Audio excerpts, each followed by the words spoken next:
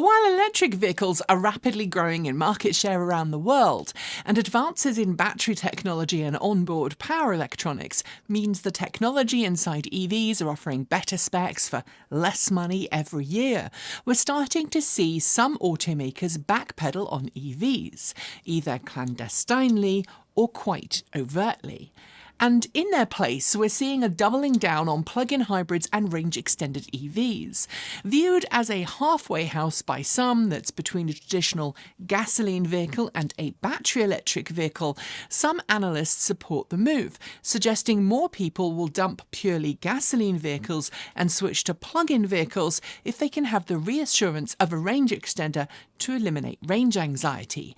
But are they better than the alternatives, a hybrid or an EV? And what things should you know about plug-in hybrids? Are there use cases that make sense? Or are they just a way for automakers to avoid making EVs? Because, you know.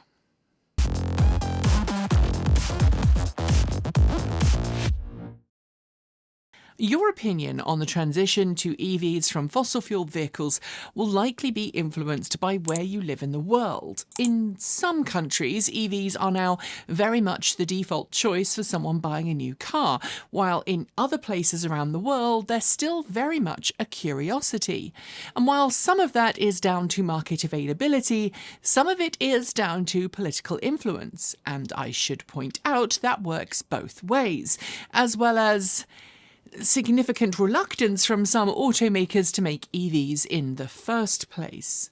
Exactly how much backpedaling is going on varies from country to country and automaker to automaker.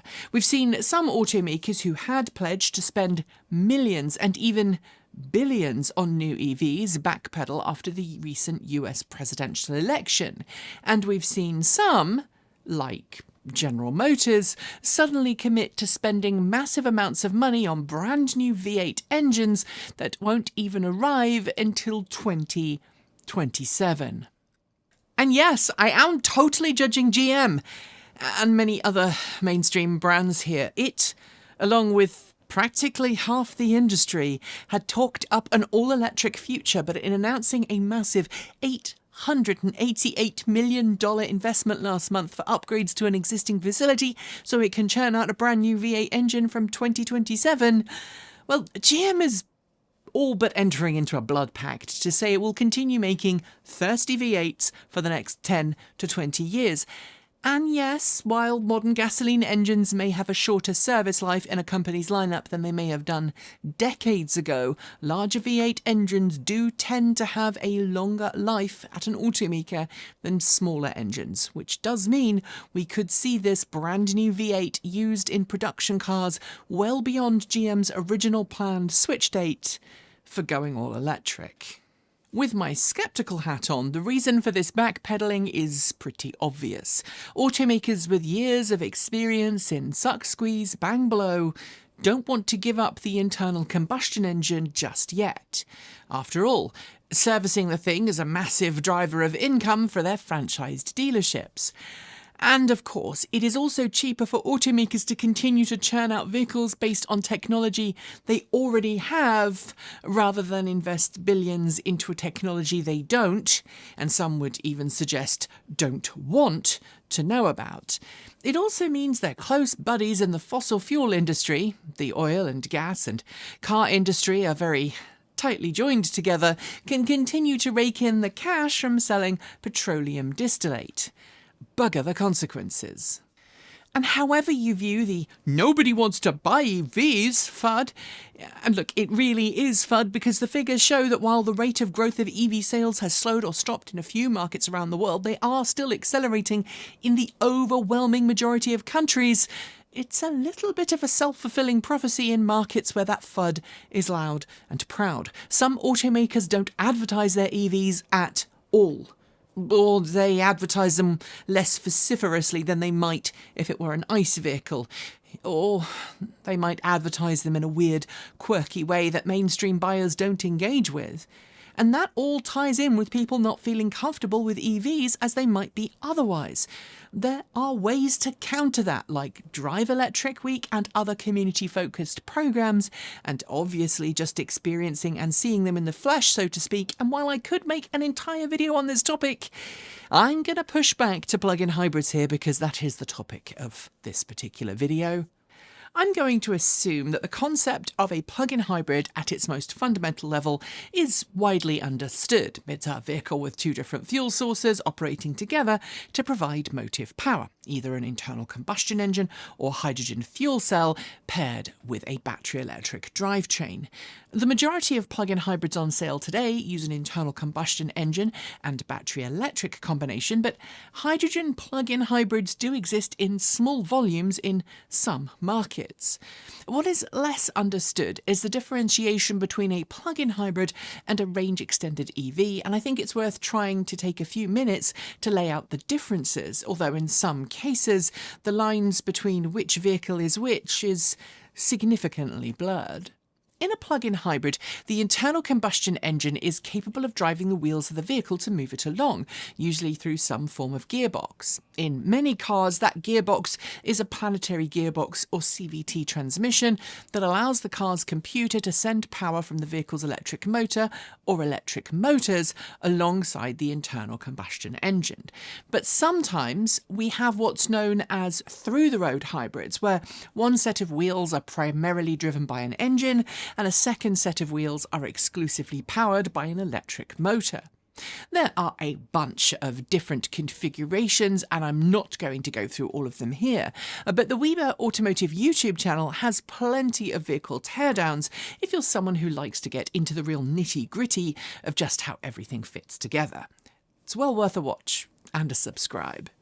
Most, but not all plug-in hybrids are capable of operating in electric mode, hybrid mode, or gasoline-only mode, and the limits on each mode can vary widely. In some cases, you'll find EV-only mode is capable of operating around town. In others, you'll see the gasoline engine kick in if you look at the pedal just too lustfully, while in others, the engine will only kick in if the battery pack is almost empty or you happen to be pushing it really hard. Some, but not all plug-in hybrids, sometimes it depends on the law where they are sold, can be put into what's known as a charge-hold mode, in which the engine will primarily provide power even if the battery pack is full, allowing the driver to utilise EV mode at a later time. Some have the ability to charge the traction battery back up, effectively running the engine more vigorously at a given speed to charge up the battery pack through a large motor generator connected to the gearbox. But for the most part, plug-in hybrids have traditionally been sold as capable of EV operation over short distances and gasoline or diesel operation for longer trips.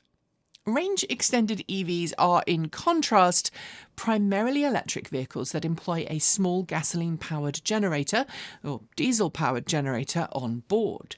They traditionally do not use the internal combustion engine to drive the wheels directly, but instead convert power from the engine into electricity that's then sent back into the battery pack and to the vehicle's electric drivetrain. Unlike plug-in hybrids, which can be driven as a hybrid vehicle even when their batteries are dead with no noticeable drop in performance, range-extended EVs have, historically at least, been a little less performant when their battery packs are low. In EREVs, the engine is sized for optimum efficiency for generating electricity, usually through a very specific engine power band. They're fine around town to ensure you don't get stranded with a flat battery pack, but they're also far less comfortable to take on really long road trips if your idea is to not stop to charge at all. While I have personally encountered plenty of people who, for example, have driven a BMW i3 Rex, that is the range-extended version of the now discontinued BMW i3, for several hundred miles or kilometres without stopping, I've also encountered folk who have horror stories of trying to climb a sizable incline at freeway speeds in the very same vehicle after its battery pack has been drained. This was, by the way, notoriously a problem for the first-generation BMW i3 Rex in the US, where legal requirements meant that it didn't turn on that range extender engine until the battery was pretty much completely dead. And look, I don't want to miscategorize all range-extended EVs in the same way. Some have, frankly, massive engines that allow them to be driven for literally weeks without being plugged in. But the important thing to note here is that they're designed primarily to run on electricity, not fossil fuels. And here's where it gets confusing, because there are some significant blurring of lines. The old Chevrolet Volt, that's with a V, was treated as a range-extended EV since its engine would only come on if you told it to, or if the battery pack was completely empty, or if you were driving well above the legal limit and trying to climb a super steep hill. The engine also came on from time to time every year to run the engine and keep it healthy, if you'll forgive the oxymoron of that particular statement, if you used it primarily as an EV. Yet, if you dig into the engineering, you will find it had a physical connection to the wheels through its planetary gearbox, which, in many people's eyes, made it a plug-in hybrid. I personally viewed it as a transitional vehicle somewhere between the two, since most of the time it operated as an EV, but no one classification seems to perfectly fit that particular car. Of course, I'm no closer to answering my question about practicality or usefulness, but before I do, I want to draw something of a line in the sand when it comes to older plug-in hybrids versus more modern examples. Older plug-in hybrids, especially luxury models, tended to have tiny, whiny battery packs and not really any practical everyday range in EV mode. You were considered lucky if you could get to your nearby store and back in electric. They usually had poor onboard charging, and save for the outlier that was the Mitsubishi Outlander plug-in hybrid, lacked DC fast charging as standard. In a similar way, older EREVs often had pretty tiny battery packs, offering sub-100-mile, 160-kilometre range. And that wasn't really out of place at the time, because that's where most production EVs were on range as well. While some EREVs did have DC fast charging, it wasn't always a given, but they could be used exclusively as EVs around town. Their secret superpower lay in their ability to go further at a push or get you to the next charging station when things went really badly. I've been driving EVs now for nearly 18 years, far longer in fact than I ever drove internal combustion engine vehicles, and I can categorically say that anecdotally, when I was doing that very early bleeding edge of EV adoption, I regularly, metaphorically, got cut by charging infrastructure. Both level 2 and DC fast charging stations regularly left me in a bit of a pickle that required some careful planning to make it to the next stop. I usually did, but EREVs helped people avoid that anxiety. These days, in most of the world, charging is more reliable than it has ever been, and there are now EV charging options along most major highways in most countries with decent EV adoption rates. The need for an EREV or plug-in hybrid is now far less than it was not so long ago. Battery technology has advanced a lot in the last decade, and the effects are noticeable in both EVs and plug-in hybrids. Battery pack energy density improvements means more electrical storage in a smaller physical volume. Better cell chemistry means a longer lifespan, and in the case of some markets, the switch to LFP or even sodium-ion batteries means battery pack prices are much lower too. Modern plug-in hybrids and EREVs are different. They tend, although not all of them, to have larger battery packs and offer longer EV-only ranges. Some plug-in hybrids, in fact quite a few on some markets, offer DC fast charging alongside actually decent, i.e. more than 6 kilowatts of AC charging, and in some places ranges in excess of 100 miles per charge, 160 kilometres, are possible in EV-only mode. And on paper, that sounds fantastic. More range equals less time spent burning fossil fuel and more time using electricity, hopefully generated using clean, green, renewable sources. More powerful electric motors that give a more engaging drive, reduce the need for engines to kick in as much, and people who get behind the wheel of a well-built plug-in hybrid or EREV will spend far more time driving electric and get a better understanding of what driving on electric can be like. For someone who wants to see an end goal of shifting to zero tailpipe emissions, this should feel like a win. Except there are problems. EVs, like plug-in hybrids, have also benefited from 10 years of improvements. EV ranges on average are now substantially higher today than they were 10 years ago. 250 to 300 mile EVs are now the norm, equivalent to about as far as most people can travel before they need to stop and get refreshment and biological relief. EV fast charging technology has improved, and while there are still unreliable charging networks and terrible horror stories, the general trend around the world is that EV fast charging is the most reliable it has ever been. It's a long way to go before things are perfect, but it is now far better than it once was. And while I know that people will angrily scream in the comments section about time spent charging and how plug-in hybrids allow you to do that 600-mile drive in record time without stopping to charge, I want to quietly remind you that just as we humans suck at paying attention in massive all-day company-wide meetings, we invariably become less safe the longer we spend on the road. I don't know of any scientific papers that plot driver attention differences between someone rawdogging an 800-mile trip versus stopping to charge every 2 to 3 hours, but I'd wager a sum of money that you're more likely to be able to respond to emergency situations as the EV driver than you would if your road trip consists of 20 Red Bulls and a row of yellow bottles that you know you really shouldn't drink out of.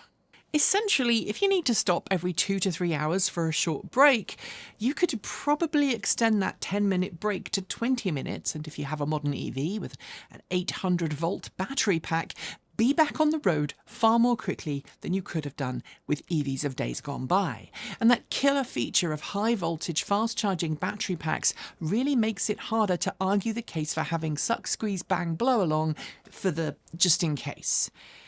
And that's the big problem. Having a range extender or plug-in hybrid drivetrain is, for the most part, for most people, a just-in-case scenario that some, but not all, modern plug-in hybrids and EREVs suffer from.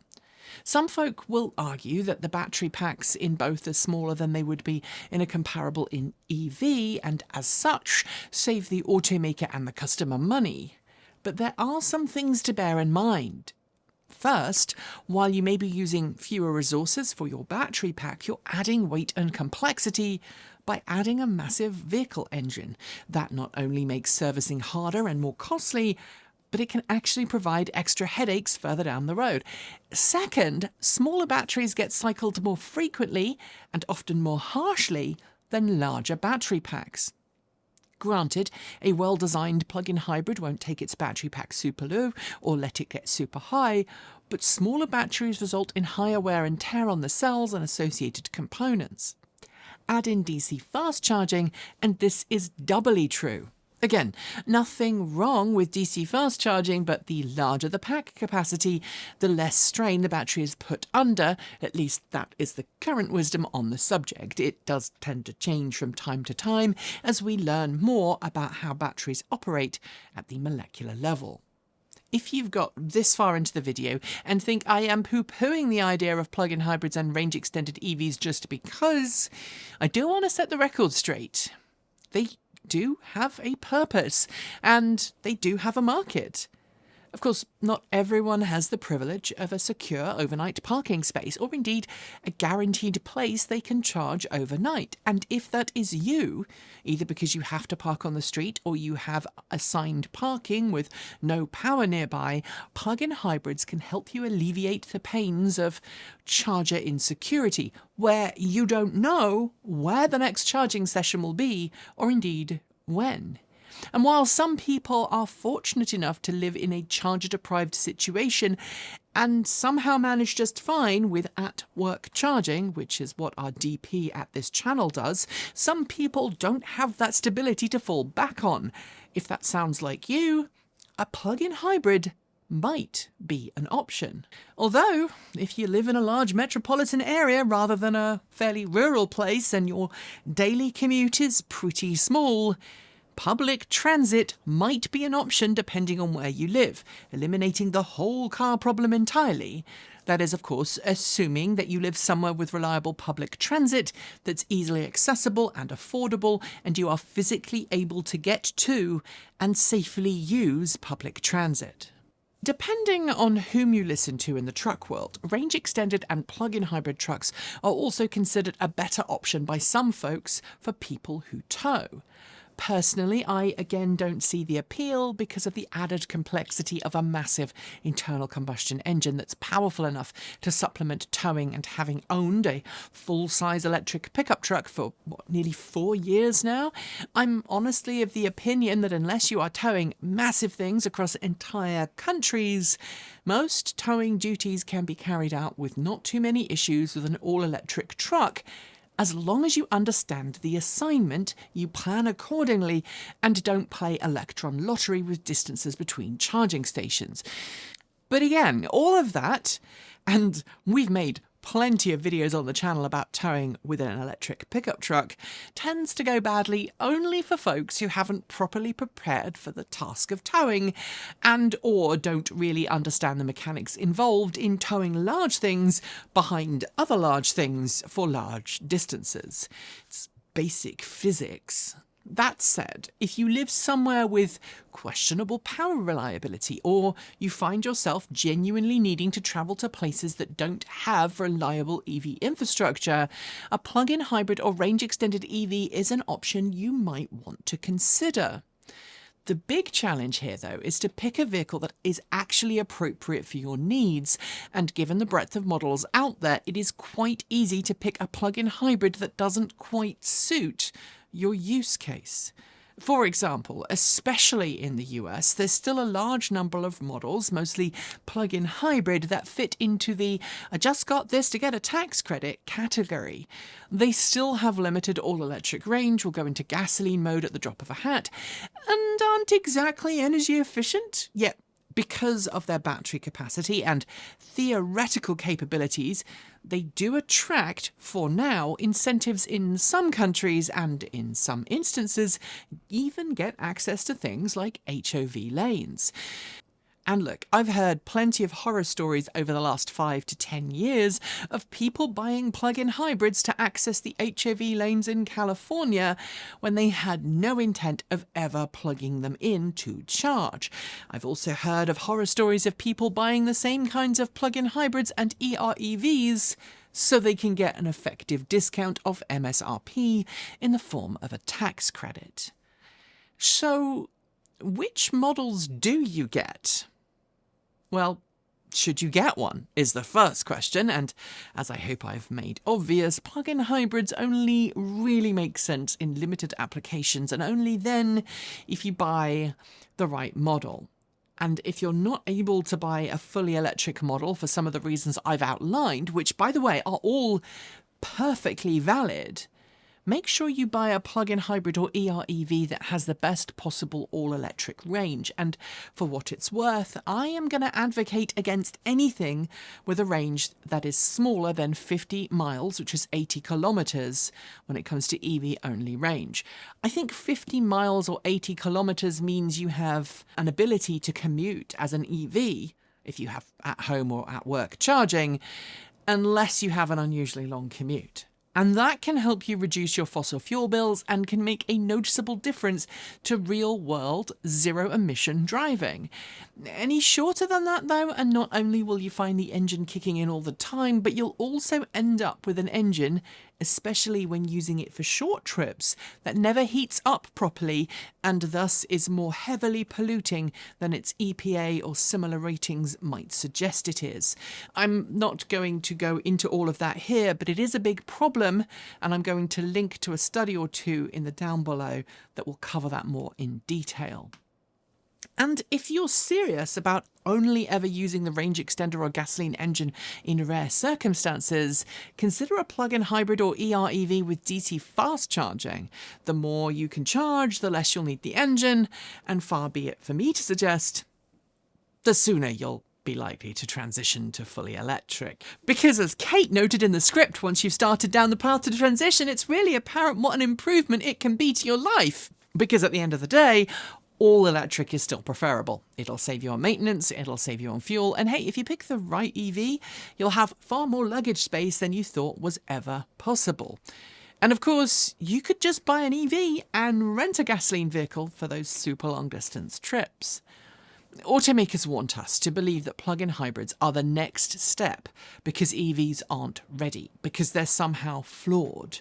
But millions of people every year around the world are now proving that sentiment wrong, and we need to really ask ourselves just who has donated bigly to political campaigns to usher in politicians who are, how should I put it, more eager to see fossil fuels stick around for a long time. Yeah. I'm sorry, we're finishing here. Because it's true. Oil and gas. Because if they can stop you from going all electric, you're still giving them money. Thanks for joining us today, and if you've got thoughts, make sure you leave them in our Discord room, on our Patreon page down below, or you can reach out to us on Mastodon or Blue Sky. Thanks to the amazing list of people scrolling by on your screen right now. They're part of the massive community of supporters who make this channel possible, helping us through Patreon and YouTube, covering our bills, paying our team, and helping us to remain 100% independent. If you'd like to join them and see your name listed here, just follow the links below. We've got options available across a wide range of different price points, starting from $1.50 US a month. A massive welcome to our newest supporters: Jason Bodor, Brian Newton, Mark, Chris London, Shelley, Joshua Hemphill, Andrew Miller II, Eric Miller, Barry 2379, Wayne Rendler, Chad Johnson, L. Randolph Lee, Monica Turner, RB Singh, PG9, MK Duffer, Robin Holston, James Hollyrod, Kristen Rasmussen, BGB The Bun, Stephen Meadows, Simon Cottle, Randolph Lee, Philip Paul, Mia Hartman, Scott Matheson, John Snyder, Abelardo Conessa, Calvin Klein, HB, Treble Steffel, Jim Boyer, Jay, Rastas, Mike, Jason Hellman, Abigail, Lynn Mogren, Julian Pipe, Roche Liu, Lam Nok, and Peter Coughlin. To join the list and get your shout out, become a paid Patreon member for your moment of fame, and you can even gift membership to someone else. If you'd like to support us with a one-off donation, you'll find links below to make Ko-fi and Bitcoin donations, and we even have an old-fashioned PO box you can reach us at.